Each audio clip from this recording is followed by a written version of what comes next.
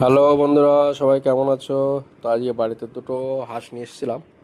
তো হাঁসের মাংসগুলো আমার মা ছোটো ছোটো করে সুন্দর করে পিস করছিল। আর এদিকে একটা হাঁস পরিষ্কার হচ্ছিল, ওর গায়ে অবশ্য অনেক ছোট ছোট পশম থাকে, হাঁসের পালক থাকে আর কি। আর এখানে হাঁসটা ফাইনালি কাটার পরে ফ্রেশ করে ধোয়া হলো। আর এদিকে মশলা বানাচ্ছিল, মশলা আর কি, মাংস যে মশলাগুলো ব্যবহার করা হয় সবই ছিল এতে। মশলা রেডি হওয়ার পরে তেলটা হালকা গরম হচ্ছিল, পরে পেঁয়াজ দিয়ে মা নাড়াচাড়া করছিল। তারপর ফাইনালি মশলাটা রেডি হয়ে গেছে। মশলাটা বানানোর পরে মাংসগুলো দিয়ে দিল রান্নার জন্য। আমার মা কষাচ্ছিল সুন্দর করে। আমার মা কিন্তু দারুণ রান্না পারে। আমি এদিকে ওয়েট করছিলাম কখন হবে কখন হবে। তো ওয়েট না করতে পেরে মাকে বললাম 2 পিস তুলতে।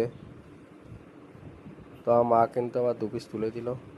ফাইনালি দেখছো মাংসটা রান্না হয়ে গেছে। তো কেমন হয়েছে সবাই বলো, একটু লাইক করো।